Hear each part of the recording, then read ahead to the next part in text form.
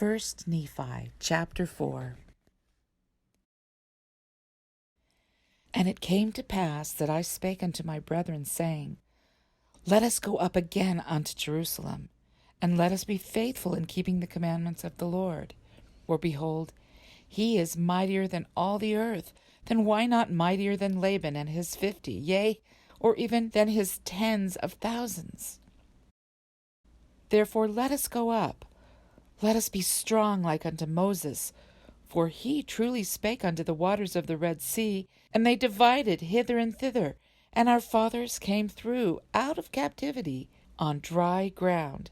And the armies of Pharaoh did follow and were drowned in the waters of the Red Sea.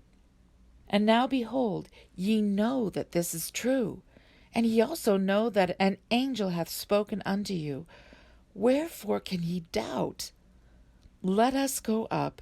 The Lord is able to deliver us, even as our fathers, and to destroy Laban, even as the Egyptians. Now, when I had spoken these words, they were yet wroth, and did still continue to murmur. Nevertheless, they did follow me up until we came without the walls of Jerusalem. And it was by night, and I caused that they should hide themselves without the walls. And after they had hid themselves, I, Nephi, crept into the city, and went forth towards the house of Laban. And I was led by the Spirit, not knowing beforehand the things which I should do. Nevertheless, I went forth, and as I came near unto the house of Laban, I beheld a man, and he had fallen to the earth before me, for he was drunken with wine. And when I came to him, I found that it was Laban, and I beheld his sword, and I drew it forth from the sheath thereof, and the hilt thereof was of pure gold, and the workmanship thereof was exceedingly fine. And I saw that the blade thereof was of the most precious steel.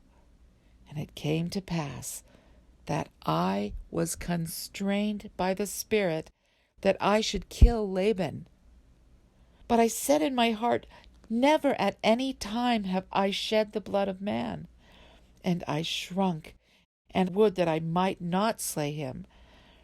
And the Spirit said unto me again, Behold, the Lord hath delivered him into thy hands. Yea, and I also knew that he had sought to take away mine own life. Yea, and he would not hearken unto the commandments of the Lord, and he also had taken away our property. And it came to pass that the Spirit said unto me again, Slay him, for the Lord hath delivered him into thy hands. Behold, the Lord slayeth the wicked, to bring forth his righteous purposes. It is better that one man should perish, than that a nation should dwindle and perish in unbelief. And now, when I, Nephi, had heard these words, I remembered the words of the Lord which he spake unto me in the wilderness, saying, That inasmuch as thy seed shall keep my commandments, they shall prosper in the land of promise. Yea, and I also thought that they could not keep the commandments of the Lord according to the law of Moses, save they should have the law. And I also knew that the law was engraven upon the plates of brass. And again, I knew that the Lord had delivered Laban into my hands for this cause, that I might obtain the records according to his commandments. Therefore, I did obey the voice of the Spirit, and took Laban by the hair of the head, and I smote off his head with his own sword. And after I had smitten off his head with his own sword, I took the garments of Laban, and put them upon mine own body, yea, even every whit. And I did gird on his armor about my loins. And after I had done this, I went forth unto the treasury of Laban. And as I went forth towards the treasury of Laban, behold, I saw the servant of Laban, who had the keys of the treasury. And I commanded him in the voice of Laban, that he should go with me into the treasury. And he supposed me to be his master Laban, for he beheld the garments, and also the sword girded about my loins. And he spake unto me concerning the elders of the Jews, he knowing that his master Laban had been out by night among them. And I spake unto him as if it had been Laban. And I also spake unto him that I should carry the engravings which were upon the plates of brass to my elder brethren, who were without the walls. And I also bade him that he should follow me. And he, supposing that I spake of the brethren of the church, and that I was truly that Laban whom I had slain, wherefore he did follow me.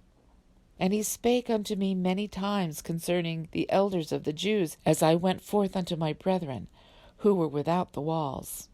And it came to pass that when Laman saw me, he was exceedingly frightened, and also Lemuel and Sam. And they fled from before my presence, for they supposed it was Laban, and that he had slain me, and had sought to take away their lives also. And it came to pass that I called after them, and they did hear me, wherefore they did cease to flee from my presence.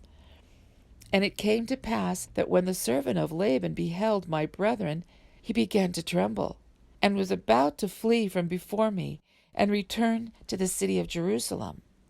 And now I, Nephi, being a man large in stature, and also having received much strength of the Lord, therefore I did seize upon the servant of Laban, and held him, that he should not flee. And it came to pass that I spake with him, that if he would hearken unto my words, as the Lord liveth, and as I live, even so, that if he would hearken unto our words, we would spare his life. And I spake unto him, even with an oath, that he need not fear, that he should be a free man like unto us, if he would go down in the wilderness with us. And I also spake unto him, saying, Surely the Lord hath commanded us to do this thing, and shall we not be diligent in keeping the commandments of the Lord?